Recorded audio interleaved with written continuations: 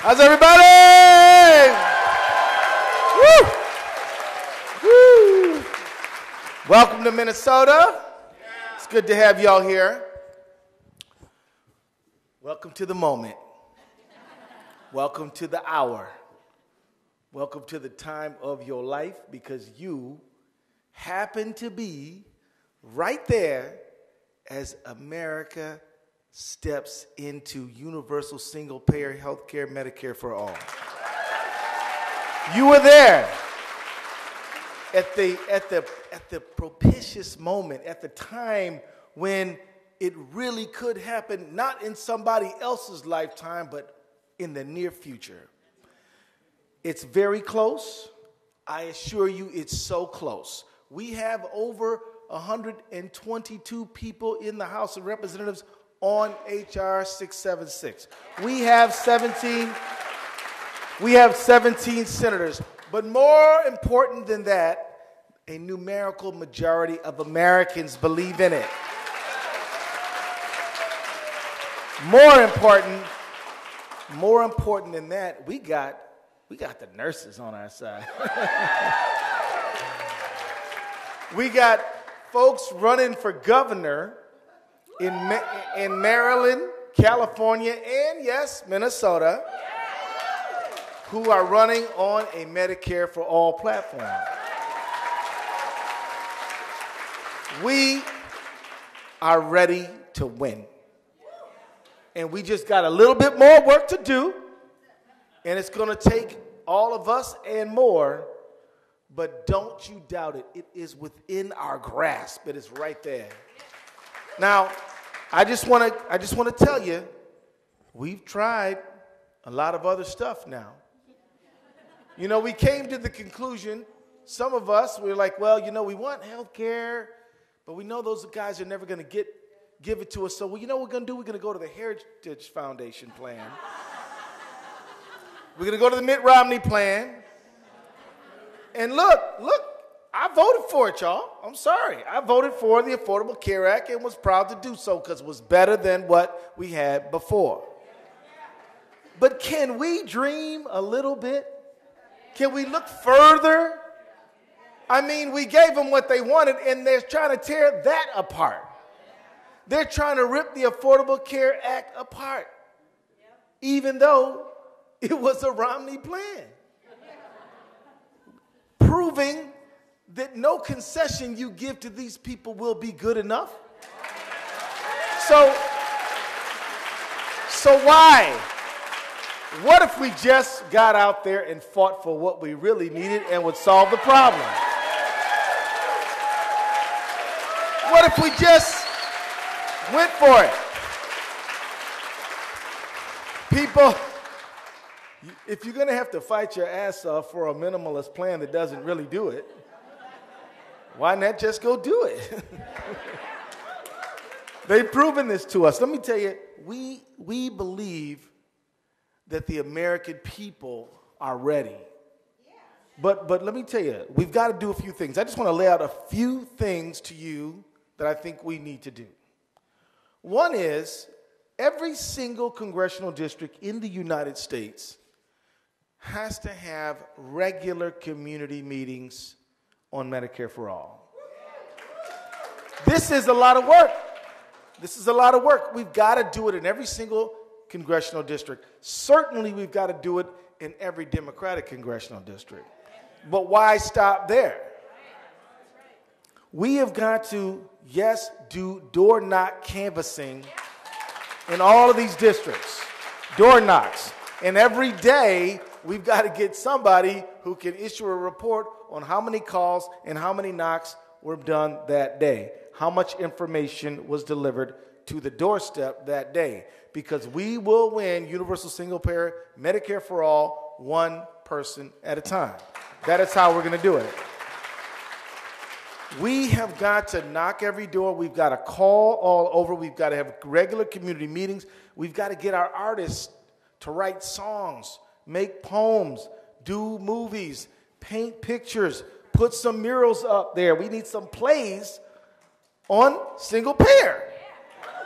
We've got to engage the artistic community because, you know what? Us folks who talking stats and all that stuff, that's fine. But what moves you more than a song? We've got to employ the artistic community in our fight so that we can move the heart. It's so critically important. Just like our speakers today were so moving, we've got to employ that level of emotionality to this, because at the end of the day, we're not going to make a logical argument, although what we're saying is logical. We have got to move people in the heart, and that's where it counts. When the young lady from West Virginia, and actually each and all of them gave their presentations, didn't you feel it? I felt it right in here, and that is what we've got to do. Also, we've got to remember that we don't need to debate the finer points of healthcare policy now. We've got to convince people in concept that they have a right to health care.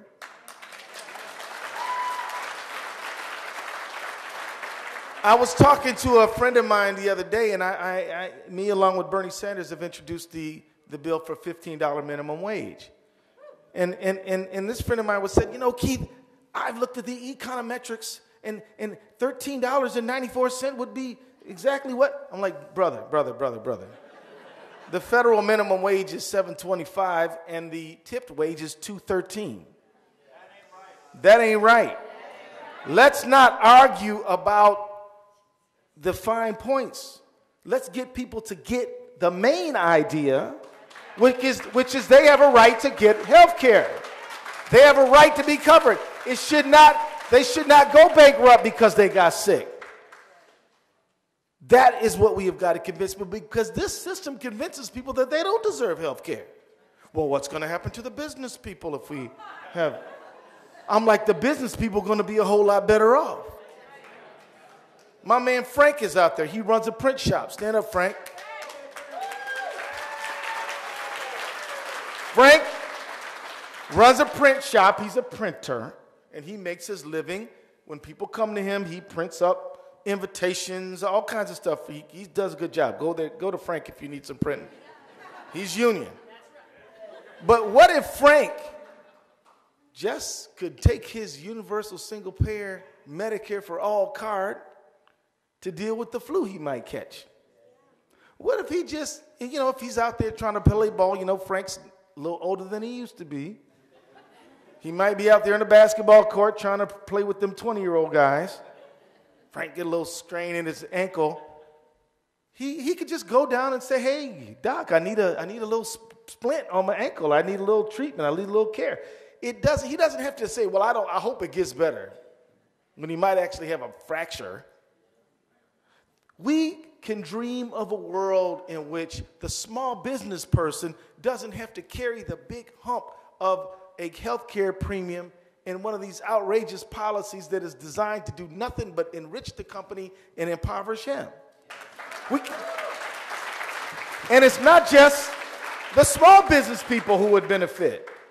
How many times have you heard that the major auto manufacturers off of a car is like $2,100 per car is healthcare costs? Don't let anybody tell you. Now, I love all of y'all in here, but don't let anybody tell you that it's just for the people who believe in the social responsibility of a fair, inclusive economy like I do and like many of you do. It's not just us who would benefit from this. We would all benefit from this. We don't have to fall out over who's of this and who's of that. This system benefits nobody but a very tiny number of people. There used to be a guy in town who was head of United Health Group, and his name was Bill McGuire, and if he made $100 million a year, he'd have a bad year, because usually he made $110 million a year. I'm telling you that this is within our power to do. You know it, I know it, but don't just talk to each other. We've got to break out beyond our comfort zones and talk to people who we don't know. That is what we've got to do. We've got to have community meetings where people don't know anything about Medicare for all. We've got to have phone banks where people don't know anything about it. We've got to knock doors in neighborhoods where people may never have heard of it. This is the kind of commitment that's going to bring us to success.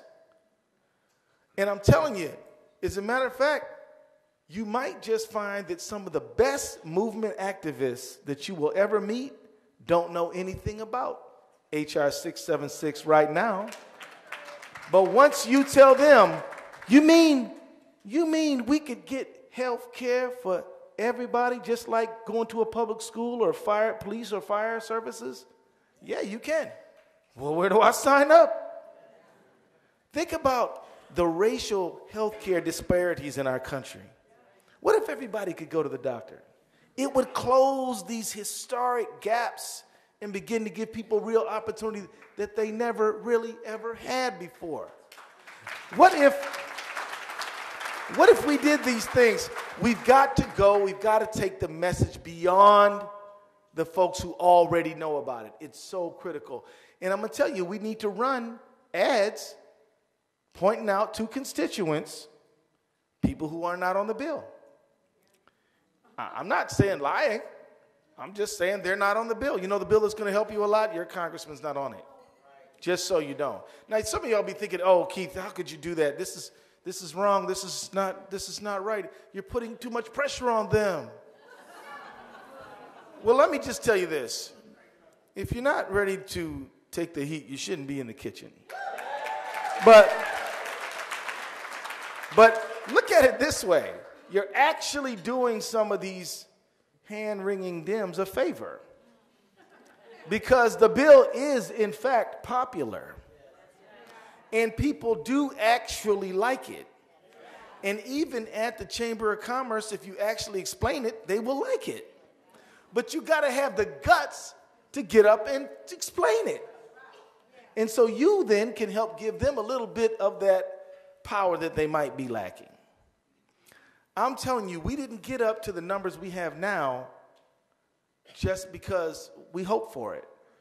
There was a whole lot of calling and a whole lot of knocking and a whole lot of confrontations at public meetings that got us to where we are now. And if we're going to go further, that's what it's going to take. Everybody running for Congress needs to get that question. Are you on or are you not? That's what we got to do. And I'm telling you, many cannot wait to get on. I'm just so enthralled by the people running for Congress who want to jump on the Medicare for All bill. We don't have to drag them kicking and screaming. It is within our ability to do this. So I just want to say this to you guys.